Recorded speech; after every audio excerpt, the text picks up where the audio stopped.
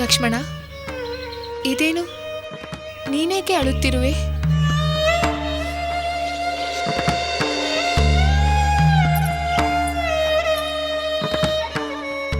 ಪಾವನ ಗಂಗಾ ಮಾತೆಗೆ ಮತ್ತೆ ಪ್ರಾರ್ಥನೆ ಸಲ್ಲಿಸುವ ಅವಕಾಶ ದೊರೆಯುತ್ತಲ್ಲ ಎಂದು ನಾನು ಸಂತೋಷ ಪಡುತ್ತಿರುವಾಗ ನೀನೇಕೆ ದುಃಖಿಸುತ್ತಿರುವೆ? ಓ, ಪ್ರಿಯ ಸೋದರ ಶ್ರೀರಾಮನ ಜೊತೆಯಲ್ಲಿ ಸದಾ ಇರುತ್ತಿದ್ದ ನಿನಗೆ 2 ದಿನದ ಅಗಲಿಕೆಯ ನೋವಾಗಿದೆಯೇ? ಅದಕ್ಕೆ ಹೇಳುವೆ.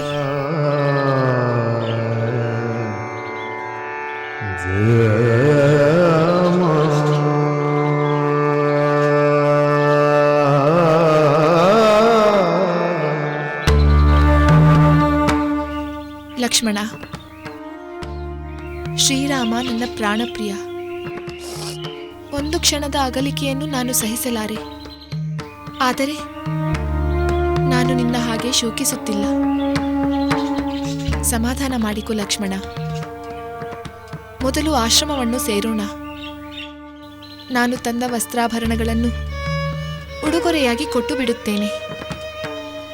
ಅವರ ಆಶೀರ್ವಾದವನ್ನು ಪಡೆದು ಈ ರಾತ್ರಿ ಅಲ್ಲಿಯೇ ತಂಗಿದ್ದು ನಾಳೆ ಬೆಳಿಗ್ಗೆ ಬೇಗ ಹೊರಟು ಹೋಗೋಣ.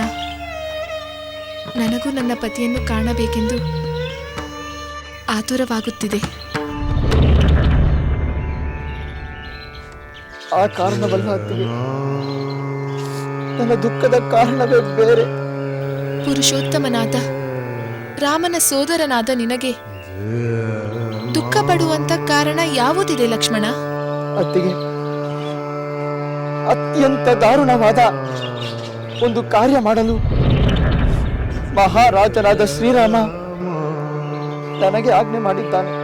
ಲಕ್ಷ್ಮಣ, ಅದೆಂಥ ದಾರುಣವಾದ ಕಾರ್ಯ? ಅಯ್ಯೋ, ಅದಕ್ಕಿಂತ ಮರಣವೇ ಶ್ರೇಯಸ್ಕರವಾಗಿತ್ತು. ಶ್ರೀರಾಮ ಹೇಗಾದರೂ ನನಗೆ ಆಜ್ಞೆ ಮಾಡಿದನು. ಅದಕ್ಕೆ ಮೊದಲೇ ನಾನು ಸತ್ತು ಹೋಗಬಾರದಾಗಿದ್ದೆ. ಲಕ್ಷ್ಮಣ, ಏಕೆ ಇಷ್ಟು ದುಃಖ? ಬಿಡಿಸಿ ಹೇಳು. ಅತ್ತಿಗೆ, ಇದರಲ್ಲಿ ನನ್ನ ತಪ್ಪು ಏನೂ ಇಲ್ಲ. ನಿಮ್ಮನ್ನು ಕಾಡಿಗೆ ಕರೆತಂದ ನನ್ನಲ್ಲಿ ಯಾವ ದೋಷವೂ ಇಲ್ಲ. ಲಕ್ಷ್ಮಣ, ಏಕೆ ಏನೇನೋ ಮಾತನಾಡುತ್ತಿರುವೆ? ನಿನ್ನ ಮನಸ್ಸಿನಲ್ಲಿ ಏನೋ ವೇದನೆ ಇರುವಂತಿದೆ. ಎಲ್ಲವನ್ನು ಸ್ಪಷ್ಟವಾಗಿ ಹೇಳು. ನನ್ನ ಸ್ವಾಮಿ ಕ್ಷೇಮವಾಗಿರುವರು ತಾನೆ? ಅಯೋಧ್ಯಾಪತಿಯ ಕ್ಷೇಮಕ್ಕೆ ತೊಂದರೆ ಇಲ್ಲ. ಹಾಗಾದರೆ ನನ್ನ ಸ್ವಾಮಿಯ ಮೇಲೆ ಆಣೆ ಮಾಡಿ ಕೇಳುತ್ತಿದ್ದೇನೆ, ನಿನ್ನ ಸಂತಾಪಕ್ಕೆ ಕಾರಣವೇನೆಂದು ಹೇಳು ಲಕ್ಷ್ಮಣ.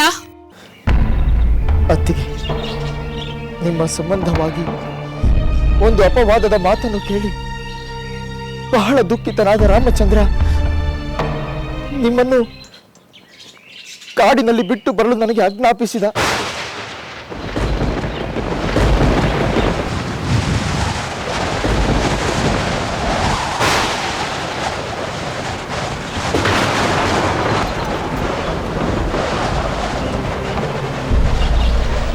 ಏನೆಂದೆ? ನನ್ನ ಮೇಲೆ ಅಪವಾದವೇ? ಎಂಥ ಅಪವಾದ? ಯಾರು ಮಾಡಿದವರು? ಅದನ್ನು ಹೇಳಲು ನನಗೆ ಬಾಯಿ ಬರುತ್ತಿಲ್ಲ ಅತ್ತಿಗೆ. ಅದನ್ನು ಮತ್ತೊಮ್ಮೆ ನುಡಿಯಲು ನಾನು ಬಯಸುವುದಿಲ್ಲ. ಆದರೆ ರಾಮಚಂದ್ರ ಲೋಕೋಪವಾದದ ಭೀತಿಯಿಂದ ನಿಮ್ಮನ್ನು ತ್ಯಜಿಸಿಬಿಟ್ಟ ಅತ್ತಿಗೆ.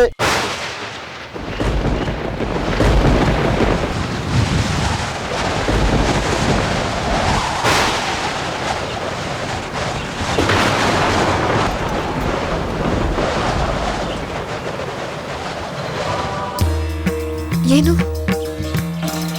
ನನ್ನ ಸ್ವಾಮಿ ನನ್ನನ್ನು ತ್ಯಜಿಸಿ ಬಿಟ್ಟರೆ? ಪ್ರಾಣ ಸರ್ವಸ್ವವಾದ ನನ್ನ ಸ್ವಾಮಿ ನನ್ನನ್ನು ತೊರೆದರೆ? ಕರುಣಾಮೂರ್ತಿಯಾದ ಶ್ರೀರಾಮ ನನ್ನನ್ನು ತ್ಯಾಗ ಮಾಡಿಬಿಟ್ಟರೆ? ಹೌದು ಅತ್ತಿ, ನಿಮ್ಮನ್ನು ಕಾಡಿನಲ್ಲಿ ಬಿಟ್ಟು ಬರುವಂತೆ ರಾಮಚಂದ್ರ ಆಜ್ಞಾಪಿಸಿದ್ದಾನೆ. ನನ್ನನ್ನು ಕ್ಷಮಿಸಿ ಅತ್ತಿಗೆ, ನನ್ನನ್ನು ಕ್ಷಮಿಸಿ.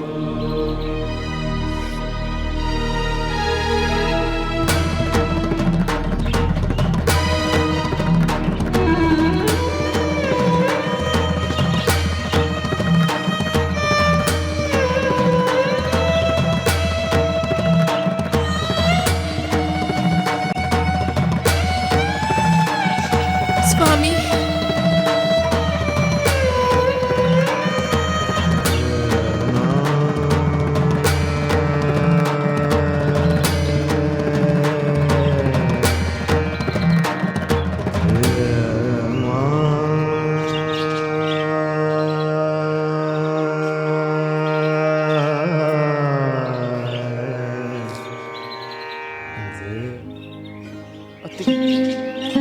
ಇಂಥ ಕ್ರೂರ ಕಾರ್ಯವನ್ನು ಮಾಡಲು ಬಂದ ನನ್ನ ಮೇಲೆ ನನಗೆ ಅಸಹ್ಯವಾಗಿದೆ.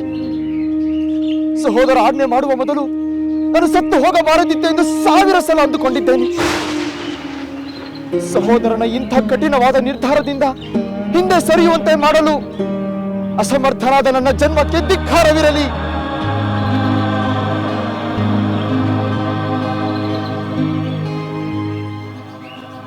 ನನ್ನ ದುರದೃಷ್ಟ ಕ್ರೂರವಾಗಿರುವಾಗ ನೀನೇಕೆ ನೊಂದುಕೊಳ್ಳುವೆ ಲಕ್ಷ್ಮಣ?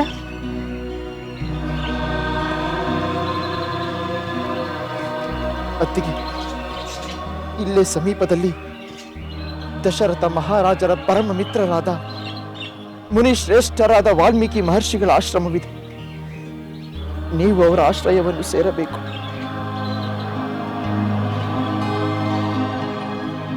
ಜೀವನ ಪೂರ್ತಿ ಆಶ್ರಯ ನೀಡಬೇಕಾದ ಪತಿಯಿಂದಲೇ ಪರಿತ್ಯಕ್ತಳಾದ ನನಗೆ ಯಾರ ಆಶ್ರಯದಿಂದ ಏನಾಗಬೇಕಾಗಿದೆ ಲಕ್ಷ್ಮಣ? ಇಲ್ಲ, ನಾನು ನನ್ನ ಸ್ವಾಮಿಯನ್ನು ಆಕ್ಷೇಪಿಸುತ್ತಿಲ್ಲ. ದುಃಖ ಪಡಲೆಂದೇ ಆ ಬ್ರಹ್ಮ ನನ್ನನ್ನು ಸೃಷ್ಟಿಸಿರಬೇಕು. ಹಿಂದಿನ ಜನ್ಮದಲ್ಲಿ ನಾನೇನೋ ಪಾಪ ಮಾಡಿರಬೇಕು. ಯಾರೋ ಪತಿ ಪತ್ನಿಯರನ್ನು ಅಗಲಿಸಿರಬೇಕು. ಆ ಪಾಪದಿಂದಲೇ ಪರಿಶುದ್ಧಳಾಗಿರುವ ನನ್ನನ್ನು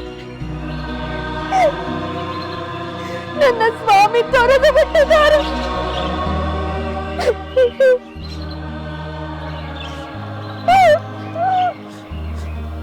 ಅತ್ತಿಗೆ, ನಿಮ್ಮ ದುಃಖವನ್ನು ಕಂಡು ನನ್ನ ಕರುಳು ಸುಟ್ಟು ಹೋಗುತ್ತಿದೆ.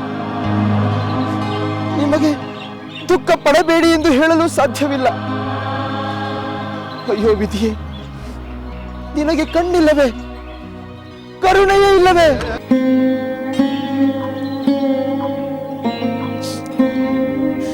ಹಿಂದೆ ಪತಿಯ ಜೊತೆಗೆ ವನವಾಸಕ್ಕೆ ಹೊರಟಾಗ ನಾನು ದುಃಖಿಸಲಿಲ್ಲ. ಪತಿಯ ಜೊತೆ ಆ ವನವಾಸ ಕಷ್ಟವಾಗಿ ಕಾಣಲಿಲ್ಲ. ಆದರೆ ಈಗ ಪತಿಯಿಂದ ದೂರವಾಗಿ ನಾನು ಹೇಗೆ ಬದುಕಿರಲಿ? ಪ್ರಿಯ ಜನರಿಂದ ದೂರವಾಗಿ ನಾನು ಹೇಗೆ ಜೀವ ಹಿಡಿದಿರಲಿ? ಇಲ್ಲ ಲಕ್ಷ್ಮಣ, ಇಲ್ಲ, ನಾನು ಬದುಕಿರಲಾರೆ. ಯಾರಿಗಾಗಿ ಬದುಕಬೇಕು? ಏತಕ್ಕೆ ಬದುಕಬೇಕು? ನಾನು ಈ ಗಂಗೆಯ ಜಲದಲ್ಲಿ ನನ್ನ ಶರೀರವನ್ನು ವಿಸರ್ಜಿಸಿ ಬಿಡುತ್ತೇನೆ. ಕೂಡದು ಅತ್ತಿಗೆ, ಕೂಡದು. ನಿಮ್ಮ ಹೊಟ್ಟೆಯಲ್ಲಿರುವ ರಘುವಂಶದ ಕುಡಿಯನ್ನು ನೀವೇ ನಿಮ್ಮ ಕೈಯಾರ ಕೊಲ್ಲುತ್ತೀರಾ?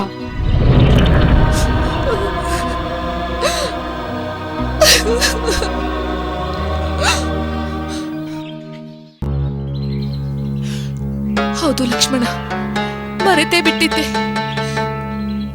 ಇನ್ನೊಂದು ಜೀವವನ್ನು ಕೊಲ್ಲುವ ಅಧಿಕಾರ ನನಗಿಲ್ಲ. ಆದರೆ ಲಕ್ಷ್ಮಣ, ಲಂಕೆಯಲ್ಲಿ ಅಗ್ನಿ ಪ್ರವೇಶ ಮಾಡಿದಾಗ ನೀನೇ ಇದ್ದೆಯಲ್ಲ. ಸ್ವತಃ ಅಗ್ನಿದೇವನೇ ಬಂದು ನಾನು ಪರಿಶುದ್ಧಳಾಗಿದ್ದೇನೆ ಎಂದು ಘೋಷಿಸಿದನಲ್ಲವೇ? ಆದರೂ ನನ್ನ ಪತಿಗೆ ಧರ್ಮಾತ್ಮನಾದ ಶ್ರೀರಾಮಚಂದ್ರನಿಗೆ ನನ್ನ ಮೇಲೆ ಸಂದೇಹ ಬಂತೆ.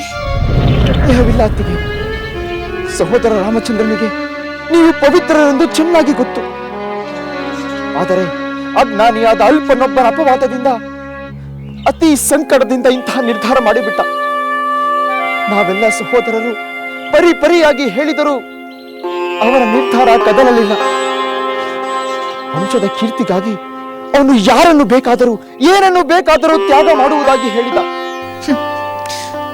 ಹೌದು ಲಕ್ಷ್ಮಣ, ಶ್ರೀರಾಮಚಂದ್ರ ಸೀತೆಯ ಪತಿಗಿಂತ ಹೆಚ್ಚಾಗಿ ಅಯೋಧ್ಯೆಯ ಮಹಾರಾಜ, ಇಕ್ಷ್ವಾಕು ವಂಶದ ಚಕ್ರವರ್ತಿ. ಪತಿಯ ಕರ್ತವ್ಯಕ್ಕಿಂತ ಮಹಾರಾಜನ ಕರ್ತವ್ಯವೇ ಹೆಚ್ಚು. ಆದರೆ ವಂಶದ ಕೀರ್ತಿ ಉಳಿಸಲು ಹೋಗಿ ನನ್ನ ಸಹೋದರ ರಾಮಚಂದ್ರ ಅಬಲೆಯಾದ ಪತ್ನಿಯನ್ನು ನಿರ್ದಯೆಯಿಂದ ತ್ಯಜಿಸಿದನೆಂಬ ಅಪಕೀರ್ತಿಗೆ ಗುರಿಯಾದ. ಬೇಡ ಲಕ್ಷ್ಮಣ, ಹಾಗೆ ಹೇಳಬೇಡ.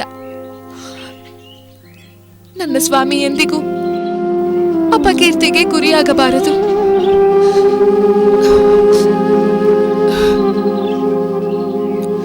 ಲಕ್ಷ್ಮಣ, ಇನ್ನು ತಡ ಮಾಡಬೇಡ.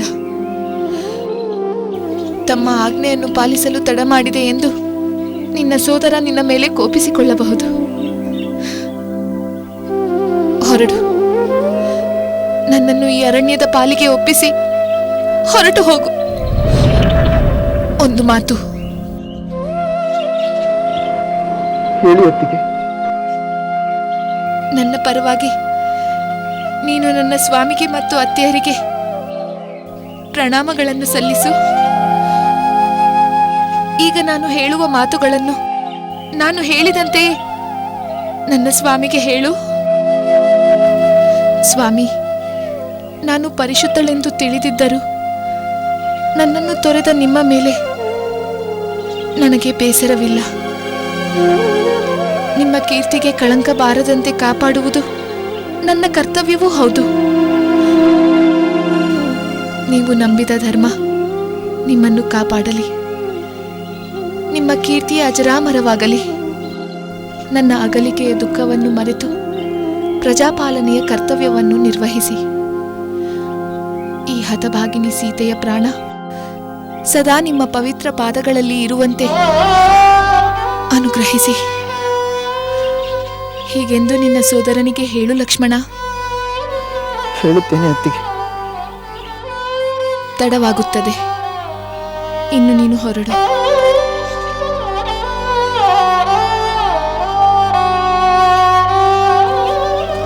ನನ್ನನ್ನು ಕ್ಷಮಿಸಿ ಅತ್ತಿಗೆ, ಕ್ಷಮಿಸಿ. ಲಕ್ಷ್ಮಣ, ನೀನು ಯಾವ ಅಪರಾಧವನ್ನೂ ಮಾಡಿಲ್ಲ.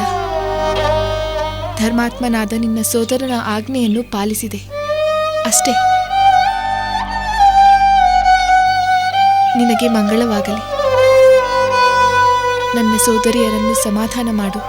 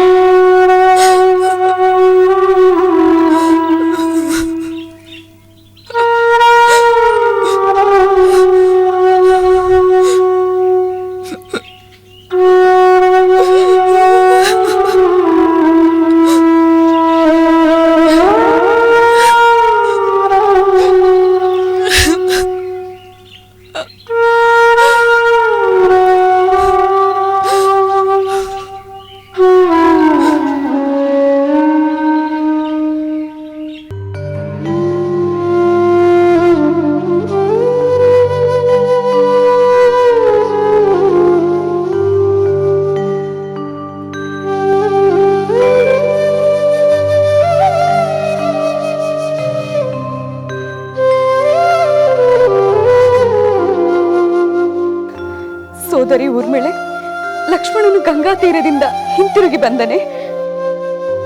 ಸೀತೆಯನ್ನು ಎಲ್ಲಿ ಬಿಟ್ಟು ಬಂದನಂತೆ? ಈಗ ಸೀತೆ ಹೇಗಿದ್ದಾಳಂತೆ? ಇಲ್ಲ ಸೋದರಿಯರೇ, ನನ್ನ ಪತಿ ಇನ್ನೂ ಹಿಂದಿರುಗಿ ಬಂದಿಲ್ಲ. ಸೂರ್ಯೋದಯದಿಂದ ಅವರ ಬರುವಿಕೆಗಾಗಿ ಕಾದು ಕಾದು ಈಗ ಇಲ್ಲಿಗೆ ಬಂದೆ. ಈ ಅರಮನೆಯಲ್ಲಿ ಎಲ್ಲರೂ ನಿರೀಕ್ಷೆಯ ಭಾರದಿಂದ ಕುಸಿದು ಹೋಗಿದ್ದಾರೆ. ಯಾರಿಗೂ ಯಾವ ಕಾರ್ಯದಲ್ಲೂ ಮನಸ್ಸಿಲ್ಲ. ನನ್ನ ಪತಿ, ಮಾಂಡವಿಯ ಪತಿ, ಯಾರೊಡನೆಯೂ ಮಾತನಾಡದೆ ದುಃಖದಲ್ಲಿ ಮುಳುಗಿ ಹೋಗಿದ್ದಾರೆ. ಯಾರು ಯಾರಿಗೂ ಸಮಾಧಾನ ಹೇಳುವ ಸ್ಥಿತಿಯಲ್ಲಿಲ್ಲ. ನನ್ನ ಪತಿ ಸೀತೆಗೆ ಹೇಗೆ ಆ ವಿಷಯವನ್ನು ತಿಳಿಸುತ್ತಾರೋ, ಅವಳು ಅದೆಷ್ಟು ದುಃಖ ಪಡುತ್ತಾಳೋ, ಅದನ್ನು ಕಲ್ಪಿಸಿಕೊಳ್ಳಲು ಸಾಧ್ಯವಾಗುತ್ತಿಲ್ಲ. ನಮಗೆ ಕಲ್ಪಿಸಿಕೊಳ್ಳುವುದು ಕಷ್ಟವಾಗುತ್ತಿದೆ. ಆದರೆ ಅದನ್ನು ಅರಗಿಸಿಕೊಳ್ಳಲಾಗದೆ ಸೀತೆ ಅದೆಷ್ಟು ನೋವು ತಿನ್ನುತ್ತಿರಬಹುದು. ಅಯ್ಯೋ, ನಮ್ಮ ಸೋದರಿ ಸೀತೆಗೆ ಇದೆಂತ ದುರಾದೃಷ್ಟ ಪ್ರಾಪ್ತವಾಯಿತು. ಅತ್ತೆಯವರ ದುಃಖವನ್ನು ನೋಡಲಾಗುತ್ತಿಲ್ಲ. ಅವರಿಗೆ ಸಮಾಧಾನ ಮಾಡುವುದಿರಲಿ, ಅವರನ್ನು ಕಂಡರೆ ನಮ್ಮ ದುಃಖವೇ ಮಿತಿ ಮೀರುತ್ತಿದೆ. ಸೋದರಿಯರೇ, ನಾವು ಇನ್ನೆಂದು ನಮ್ಮ ಸೋದರಿ ಸೀತೆಯನ್ನು ನೋಡಲಾಗುವುದಿಲ್ಲವೇ? ಅಷ್ಟೊಂದು ನಿರಾಸೆ ಬೇಡ ಊರ್ಮಿಳೆ. 14 ವರ್ಷಗಳ ವನವಾಸ ಕಾಲವನ್ನು ಕ್ಷೇಮವಾಗಿ ಮುಗಿಸಿ ಬಂದಂತೆ ಅವಳು ಈ ಕಷ್ಟ ಕಾಲವನ್ನು ಕ್ಷೇಮವಾಗಿ ಮುಗಿಸಿ ಬರುವಳೆಂದು ಭಾವಿಸಬೇಕು. ನಿಜವಾಗಿಯೂ ಹಾಗಾಗುತ್ತದೆಯೇ? ದೇವರೇ, ಹಾಗಾದರೆ ಸಾಕು. ನಮ್ಮ ಸಹೋದರಿ ಸೀತೆ ಮರಳಿ ಈ ಅರಮನೆಗೆ ಬಂದರೆ ಸಾಕು.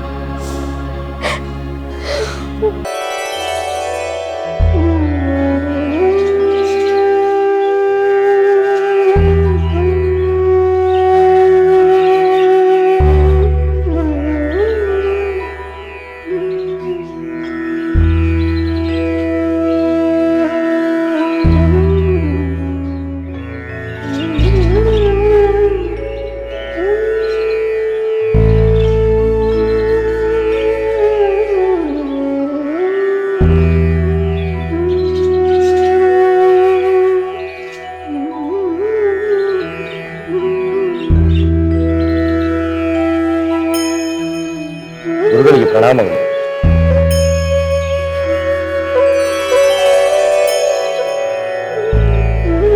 ಆಯುಷ್ಮಾನ್ ಭವ. ಗುರುಗಳೇ, ನಾವು ದುಃಖದಿಂದ ತಳಮಳಿಸುತ್ತಿರುವ ಗರ್ಭಿಣಿಯಾದ ತೇಜಸ್ವಿ ಸ್ತ್ರೀಯನ್ನು ನೋಡಿದೆವು. ಸಾಕ್ಷಾತ್ ಲಕ್ಷ್ಮಿಯಂತಿರುವ ಅವರು ಒಂಟಿಯಾಗಿ ರೋಧಿಸುತ್ತಿದ್ದರು. ನೀವು ಅವಳನ್ನು ಎಲ್ಲಿ ನೋಡಿದಿರಿ? ಗಂಗಾ ನದಿಯ ತೀರದಲ್ಲಿ. ಅವರ ದುಃಖ ಅಪಾರವಾಗಿದೆ ಗುರುಗಳೇ. ಅನಾಥೆಯಂತೆ ದಿಗ್ಭ್ರಾಂತಿಗೊಂಡಿದ್ದಾರೆ. ಆದರೆ ಅವರು ಸಾಧಾರಣ ಸ್ತ್ರೀಯಂತೆ ಕಾಣುತ್ತಿಲ್ಲ ಗುರುಗಳೇ. ಅವರಿಗೆ ಬಹುಶಃ ಈಗ ಆಶ್ರಯ ಅತ್ಯಂತ ಅಗತ್ಯವಾಗಿದೆ ಗುರುಗಳೇ.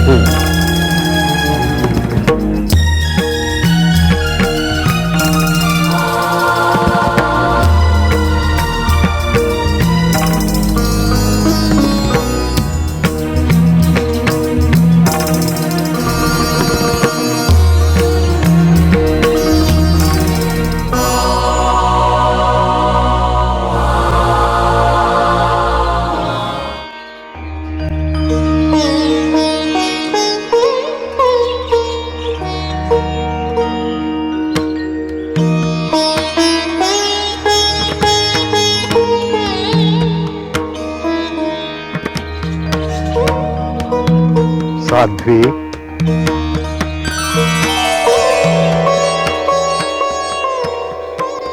ಸಮಾಧಾನ ತಂದುಕೋ ತಾಯಿ.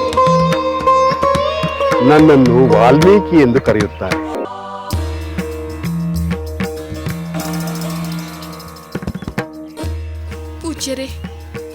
ಪ್ರಣಾಮಗಳು.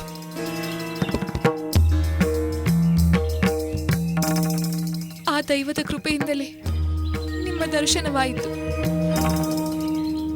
ಹತಭಾಗ್ಯಳಾದ ನನ್ನ ಹೆಸರು ಸೀತೆ, ಮಿಥಿಲೆಯ ಜನಕ ಪುತ್ರಿ. ನಮಗೆ ಗೊತ್ತು ತಾಯಿ, ನೀನು ದಶರಥ ಮಹಾರಾಜನ ಸೊಸೆ, ಶ್ರೀರಾಮಚಂದ್ರನ ಪತ್ನಿ, ಪಟ್ಟದ ರಾಣಿ ಎಂಬುದನ್ನು ನಾವು ಬಲ್ಲೆವು. ಈ ವಾಲ್ಮೀಕಿ ಆಶ್ರಮಕ್ಕೆ ಸ್ವಾಗತ ತಾಯಿ. ಪೂಜ್ಯರೇ, ನನ್ನಂಥ ನತದೃಷ್ಟರು ಈ ಲೋಕದಲ್ಲಿ ಬೇರೆ ಯಾರಿರಲು ಸಾಧ್ಯ? ನಿರಪರಾಧಿಯಾದ ನನ್ನನ್ನು ಲೋಕಾಪವಾದಕ್ಕೆ ಹೆದರಿ ಕರುಣಾಳು ರಾಮಚಂದ್ರ ನನ್ನನ್ನು ತೊರೆದು ಬಿಟ್ಟಿದ್ದಾರೆ. ಪತಿಯಿಂದ ಪರಿತ್ಯಕ್ತಳಾದ ನನಗೆ ಬದುಕೆಲ್ಲಿದೆ? ಯಾರಿಗಾಗಿ ಬದುಕಲಿ? ಆತ್ಮಹತ್ಯೆ ಮಾಡಿಕೊಂಡು ಈ ಹಾಳು ಬದುಕನ್ನು ಕೊನೆಗೊಳಿಸಿಕೊಳ್ಳಬೇಕೆಂದರೆ ನಾನು ಗರ್ಭಿಣಿ. ಹೇಳಿ ಪೂಜ್ಯರೇ, ನೀವೇ ಹೇಳಿ, ನಾನೇನು ಮಾಡಲಿ? ಮಗಳೇ, ಅಂತರ್ದೃಷ್ಟಿಯಿಂದ ನಮಗೆ ಸಕಲವೂ ಗೋಚರವಾಯಿತು. ನೀನು ಪಾಪರಹಿತಳೆಂಬುದನ್ನು ನಾವು ಬಲ್ಲೆವು. ಸಮಾಧಾನ ತಂದುಕೋ ತಾಯಿ, ಮುಂದೆ ನಿನಗೆ ಅಖಂಡ ಶ್ರೇಯಸ್ಸಾಗುತ್ತದೆ. ಈಗ ಈ ವಾಲ್ಮೀಕಿ ಆಶ್ರಮದಲ್ಲಿ ನನ್ನ ಮಗಳಂತೆ ಇದ್ದು ಬಿಡು ತಾಯಿ. ನಿಮ್ಮ ಕಾರುಣ್ಯಕ್ಕೆ ನನ್ನ ವಂದನೆಗಳು ಪೂಜ್ಯರೇ. ನಿಮ್ಮ ಕೃಪೆ ದೊರಕದಿದ್ದರೆ ನಾನು ಜೀವಂತವಾಗಿ ಉಳಿಯುತ್ತಿರಲಿಲ್ಲ. ತಾಯಿ, ಇನ್ನು ಈ ನಿನ್ನ ಸಂಕಟವನ್ನು ನಿಗ್ರಹಿಸಿಕೊ. ನಿನ್ನನ್ನು ಲೋಕದಲ್ಲೆಲ್ಲ ಬೆಳಗುವಂತ ಪುತ್ರ ಸಂತಾನವಾಗುತ್ತದೆ. ಮಗಳೇ, ನಾನು ದಶರಥ ಮಹಾರಾಜನಿಗೆ ಮಾತ್ರವಲ್ಲ, ನಿನ್ನ ತಂದೆ ಜನಕ ಮಹಾರಾಜನಿಗೂ ಆತ್ಮೀಯ. ಧೈರ್ಯವಾಗಿ ನನ್ನ ಆಶ್ರಮಕ್ಕೆ ನಡೆ. ನೆಮ್ಮದಿಯಿಂದ ನಮ್ಮ ಆಶ್ರಮದಲ್ಲಿರು. ನಿನಗೆ ಅಗತ್ಯವಾದ ಅಕ್ಕರೆ, ಆರೈಕೆ ಎಲ್ಲವೂ ಅಲ್ಲಿ ದೊರೆಯುತ್ತದೆ. ಕಾರ್ಗತ್ತಲೆಯಲ್ಲಿ ದಿಕ್ಕು ತಪ್ಪಿರುವಾಗ ನಿಮ್ಮ ಭರವಸೆ ಬೆಳಕಾಗಿ ಕಾಣುತ್ತಿದೆ ಪೂಜ್ಯರೇ. ತಾಯಿ, ನಿನ್ನಂತಹ ಮಹಾಪತಿವ್ರತೆಗಲ್ಲದೆ ಭಗವಂತನ ಕೃಪೆಯ ಬೆಳಕು ಬೇರೆಯವರಿಗೆ ಗೋಚರಿಸಲು ಸಾಧ್ಯವಿದೆ. ಬಾ ತಾಯಿ, ನಮ್ಮ ಆಶ್ರಮದಲ್ಲಿ ತಾಪಸ ಸ್ತ್ರೀಯರು ನಿನ್ನನ್ನು ಪ್ರೀತಿಯಿಂದ ಉಪಚರಿಸುತ್ತಾರೆ. ಬಾ ಮಗಳೇ.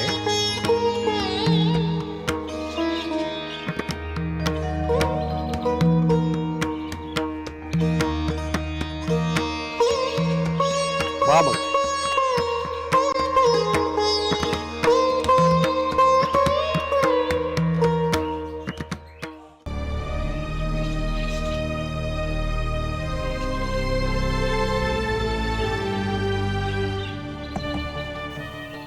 ಲಕ್ಷ್ಮಣ,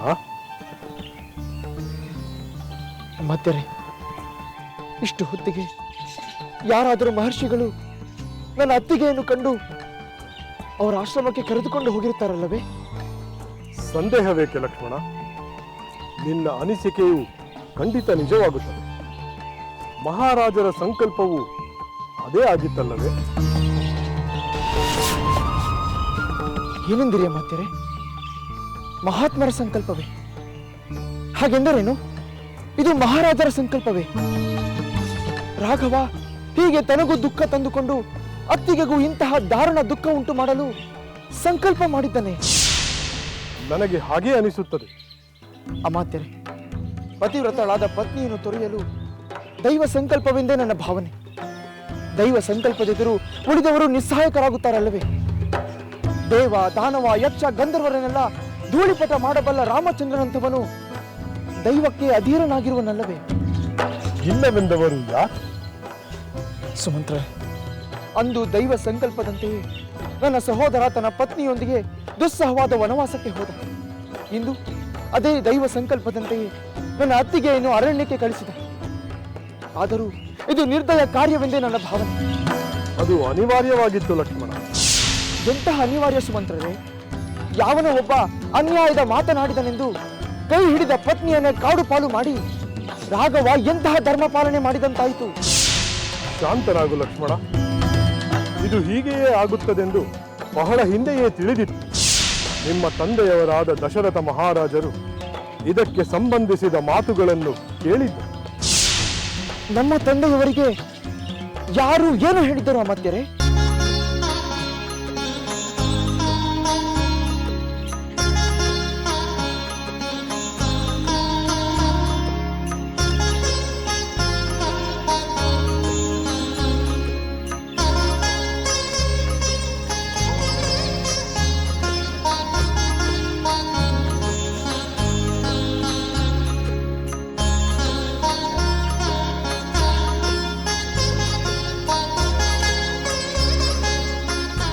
ವೈದೇಹಿ, ಇದು ನಮ್ಮ ಆಶ್ರಮ.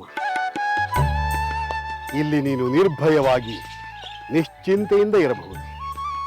ಮಗಳೇ, ಇದನ್ನು ನಿನ್ನ ಸ್ವಗ್ರಹವೆಂದೇ ತಿಳಿ. ಇನ್ನು ಮುಂದೆ ವಿಷಾದವನ್ನು ಬಿಟ್ಟು ಬಿಡು, ನೆಮ್ಮದಿಯಿಂದ ಇರಲು ಪ್ರಯತ್ನ.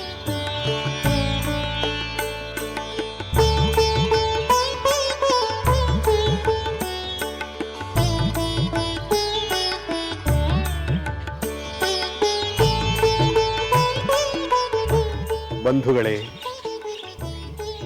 ಇವಳು ಮಹಾಪತಿವ್ರತೆಯಾದ ಅತಿ ಧೀಮಂತೆಯಾದ ನಮ್ಮ ಆಶ್ರಮದ ಗೌರವಾನ್ವಿತ ಅತಿಥಿ. ತುಂಬು ಗರ್ಭಿಣಿಯಾದ ಇವಳನ್ನು ಇನ್ನು ಮುಂದೆ ರಕ್ಷಿಸುವ ಭಾರ ನಿಮ್ಮೆಲ್ಲರಿಗೂ ಸೇರಿದೆ. ಗುರುದೇವ, ನಾವು ನಿಮ್ಮ ಆಜ್ಞೆಯಂತೆಯೇ ನಡೆದುಕೊಳ್ಳುತ್ತೇವೆ. ನಿನಗೆ ಸುಖಾಗಮನ. ಇನ್ನು ಮುಂದೆ ನೀನು ನಮ್ಮವಳು. ಇವಳನ್ನು ಯಾರೆಂದು ತಿಳಿದುಕೊಂಡಿರಿ? ಮಹಾಧೀಮಂತನಾದ ಅಯೋಧ್ಯೆಯ ಅರಸು ರಘುಕುಲ ಚಕ್ರವರ್ತಿ ಶ್ರೀರಾಮಚಂದ್ರನ ಅರ್ಧಾಂಗಿ ಸೀತಾಮಾತೆ.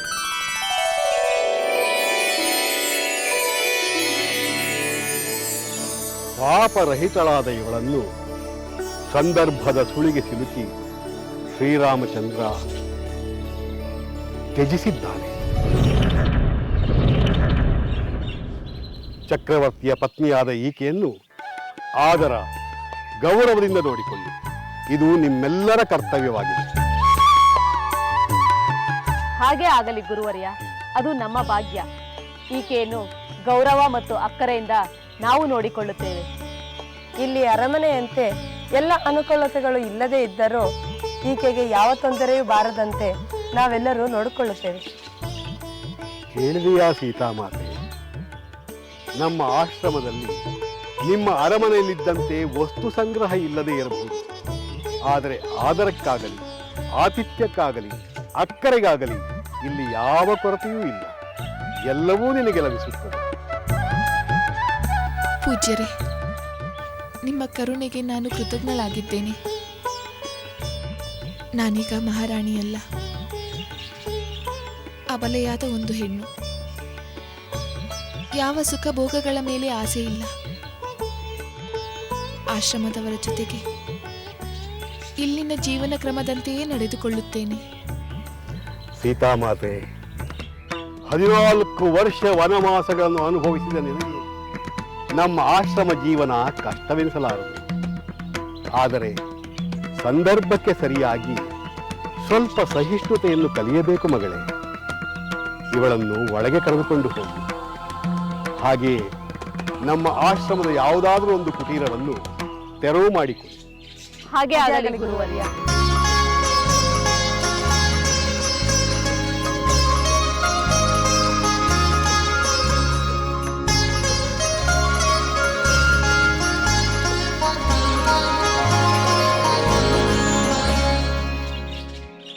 ರಾಮಚಂದ್ರ ಹೆಚ್ಚು ದುಃಖ ಪಡಬೇಕಾಗುತ್ತದೆ, ಸುಖವಿಲ್ಲದಂತಾಗುತ್ತಾನೆ. ಹಿರಿಯ ಜನರಿಂದ ವಿಯೋಗ ಹೊಂದುತ್ತಾನೆಂದು ಹಿಂದೆಯೇ ದೂರ್ವಾಸರು ನಿಮ್ಮ ತಂದೆಗೆ ತಿಳಿಸಿದ್ದರು. ಏನು? ದೂರ್ವಾಸ ಮಹರ್ಷಿಗಳು ಹೇಳಿದ್ದಾರೆ? ಅಷ್ಟು ಮಾತ್ರವಲ್ಲ, ಬಹಳ ಕಾಲದ ನಂತರ ಶ್ರೀರಾಮ ಸೀತೆಯನ್ನು, ನಿನ್ನನ್ನು, ಭರತ ಶತ್ರುಘ್ನರನ್ನು ತ್ಯಜಿಸುತ್ತಾನೆಂದು ಹೇಳಿದ್ದರು. ಇವೆಲ್ಲ ಮೊದಲು ಏಕೆ ಹೇಳಲಿಲ್ಲ ಮಾತ್ಯರೇ? ದೂರ್ವಾಸರು ಅಂದು ಹೇಳಿದ ಆ ಮಾತುಗಳನ್ನು ನಿಮ್ಮಲ್ಲಿ ಯಾರಿಗೂ ಹೇಳಬಾರದೆಂದು ದಶರಥ ಮಹಾರಾಜರು ನನಗೆ ತಿಳಿಸಿದರು. ಅಲ್ಲದೆ ಇದನ್ನು ಯಾರ ಮುಂದೆಯೂ ಹೇಳಬಾರದೆಂದು ಆಜ್ಞೆ ಮಾಡಿದ್ದರು. ಅಂದು ದೂರ್ವಾಸರ ಜೊತೆಯಲ್ಲಿ ವಸಿಷ್ಠರು ಇದ್ದರು. ರಾಜಾಜ್ಞೆಯನ್ನು ಪಾಲಿಸುವುದು ನನ್ನ ಕರ್ತವ್ಯವಲ್ಲವೇ? ಇದೆಲ್ಲ ಮೊದಲೇ ತಿಳಿದಿದ್ದರೆ ಚೆನ್ನಾಗಿತ್ತು ಅಮಾತ್ಯರೇ. ದೈವ ಸಂಕಲ್ಪವೆಂದು ಹೇಳಿದೆನಲ್ಲ. ಮೊದಲೇ ತಿಳಿದಿದ್ದರೂ ಅದನ್ನು ತಪ್ಪಿಸಲು ಸಾಧ್ಯವಾಗುತ್ತಿರಲಿಲ್ಲ. ನಾನು ನಿನಗೆ ಈ ವಿಷಯವನ್ನು ಹೇಳಬಾರದಿತ್ತು. ಮನಸ್ಸು ತಡೆಯದೆ ಹೇಳಿಬಿಟ್ಟು. ನೀನು ಮಾತ್ರ ಭರತ ಶತ್ರುಘ್ನರಿಗೆ ಈ ವಿಷಯವನ್ನು ದಯಮಾಡಿ ಹೇಳಬೇಡ. ಆಗಲಿ, ಯಾರಿಗೂ ಹೇಳುವುದಿಲ್ಲ. ಆದರೆ ಅಂದೇನು ನಡೆಯಿತೆಂದು ವಿವರವಾಗಿ ಹೇಳಿ ಅಮಾತ್ಯರೇ. ಲಕ್ಷ್ಮಣ, ಹಿಂದೆ ಅತ್ರಿಪುತ್ರರಾದ ದೂರ್ವಾಸರು ಚಾತುರ್ಮಾಸ್ಯವನ್ನು ಆಚರಿಸಲು ವಸಿಷ್ಠರ ಆಶ್ರಮದಲ್ಲಿ ಇದ್ದರು. ಆಗ ದಶರಥ ಮಹಾರಾಜರು ಕುಲಗುರುಗಳಾದ ವಸಿಷ್ಠರನ್ನು ಕಾಣಲು ಆಶ್ರಮಕ್ಕೆ ಬಂದರು. ಅಲ್ಲಿ ವಸಿಷ್ಠರ ಪಕ್ಕದಲ್ಲಿ ಕುಳಿತಿದ್ದ ತೇಜಸ್ವಿಗಳಾದ ದೂರ್ವಾಸರನ್ನು ನೋಡಿದರು.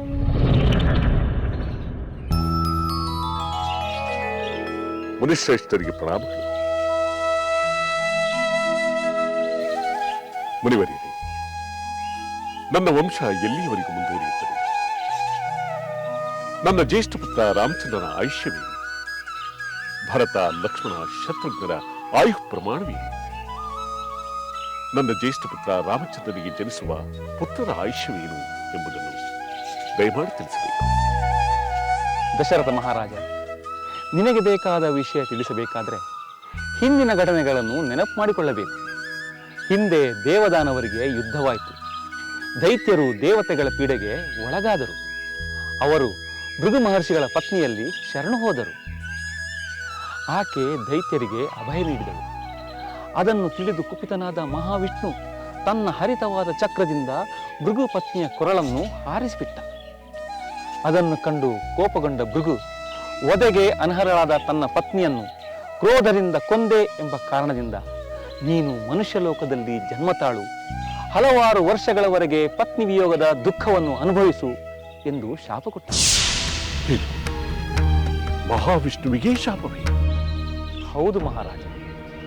ಆದರೆ ತಮ್ಮ ಕೃತ್ಯದಿಂದ ಭೃಗು ಮಹರ್ಷಿಗಳಿಗೆ ಪಶ್ಚಾತ್ತಾಪ ಉಂಟಾಯಿತು. ಅವರು ದೇವದೇವನಾದ ಮಹಾವಿಷ್ಣುವಿನ ಆರಾಧನೆ ಮಾಡಿದರು. ಮಹಾವಿಷ್ಣು ಪ್ರಸನ್ನನಾಗಿ ಅವರ ಶಾಪ ಪರಿಗ್ರಹಿಸುವುದಾಗಿ ಹೇಳಿದ. ಆಹಾ, ಎಂತಹ ದಯಾಮಯಿ ಆ ಶ್ರೀಮನ್ ಮಹಾವಿಷ್ಣು! ಆ ಶಾಪದ ಪರಿಣಾಮವಾಗಿ ಆ ಮಹಾವಿಷ್ಣುವೇ ನಿನ್ನ ಪುತ್ರ ರಾಮನಾಗಿ ಜನಿಸಿದ್ದಾನೆ. ಮುಂದೆ ಇವನು 3 ಲೋಕಗಳಲ್ಲೂ ವಿಖ್ಯಾತನಾಗುತ್ತಾನೆ. ಅಂದ್ರೆ ನನ್ನ ಪ್ರಿಯಪುತ್ರ ರಾಮಚಂದ್ರ ಶ್ರೀಮನ್ ಮಹಾವಿಷ್ಣುವಿನ ಅವತಾರವೇ? ಆಹಾ, ನಾನೆಂತಹ ಭಾಗ್ಯಶಾಲಿ! ಪತ್ನಿ ವಿಯೋಗದ ದುಃಖಕ್ಕೆ ತುತ್ತಾದರೂ ನಿನ್ನ ಪುತ್ರ ದೀರ್ಘಕಾಲ ರಾಜ್ಯಭಾರ ಮಾಡುತ್ತಾನೆ. ಅವನು ಅಶ್ವಮೇಧ ಮೊದಲಾದ ಹಲವು ಯಾಗಗಳನ್ನು ಮಾಡುತ್ತಾನೆ. ಅವನಿಗೆ 2 ಪುತ್ರರು ಜನಿಸುತ್ತಾರೆ. ಅವರು ಮಹಾ ಮೇಧಾವಿಗಳಾಗ್ತಾರೆ.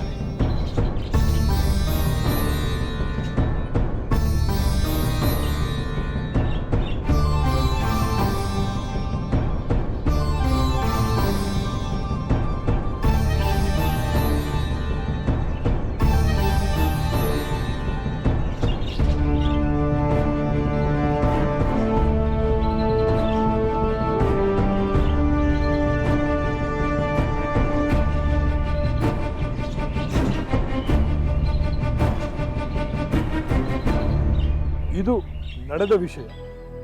ಅಂದು ದೂರ್ವಾಸರು ಮುಂದಾಗುವ ಹಲವು ವಿಷಯಗಳನ್ನು ಹೇಳಿದರು. ಅಂದರೆ ಅಂದು ಕೃತಯುಗದಲ್ಲಿ ನಡೆದ ಘಟನೆ ರಾಮ ಸೀತೆಯರ ವಿಯೋಗಕ್ಕೆ ಕಾರಣವಾಯಿತು. ಹೌದು ಲಕ್ಷ್ಮಣ. ಮಹಾತ್ಮರಾದ ದೂರ್ವಾಸರು ಹೇಳಿದ ಮಾತು ಸುಳ್ಳಾಗಲು ಸಾಧ್ಯವೇ? ಸದ್ಯ ಅತ್ತಿಗೆಗೆ 2 ಪುತ್ರರು ಜನಿಸುವರೆಂದು ತಿಳಿದು ಸ್ವಲ್ಪ ಸಮಾಧಾನವಾಯಿತು. ಆದರೆ ಶ್ರೀರಾಮ ಅವರಿಗೆ ಅಯೋಧ್ಯೆಯಲ್ಲಿ ಪಟ್ಟಾಭಿಷೇಕ ಮಾಡುವುದಿಲ್ಲ, ಬೇರೆಲ್ಲೋ ಮಾಡುತ್ತಾನೆ. ಅಂದರೆ ಅಗಸನನ್ನಾಗಲಿ ನನ್ನ ಸಹೋದರನನ್ನಾಗಲಿ ಆಕ್ಷೇಪಿಸುವುದರ ಬದಲು ನಮ್ಮ ಕರ್ತವ್ಯಗಳತ್ತ ಗಮನ ಕೊಡುವುದು ಒಳ್ಳೆಯದೆನಿಸುತ್ತೆ. ಹೌದು ಲಕ್ಷ್ಮಣ. ಅದಕ್ಕೆ ನಾನು ಹೇಳಿದ್ದು ದೈವ ಸಂಕಲ್ಪವನ್ನು ತಪ್ಪಿಸಲು ಸಾಧ್ಯವಿಲ್ಲ ಎಂದು. ಈಗ ನೀನು ನಿನ್ನ ಅತ್ತಿಗೆಯ ಬಗೆಯ ಶೋಕವನ್ನು ನಿಯಂತ್ರಿಸಿಕೊಂಡು ರಥವನ್ನೇರು. ನಾವು ಅಯೋಧ್ಯೆಗೆ ತೆರಳೋಣ. ಆಗಲಿ ಸುಮ್ಮನೆ.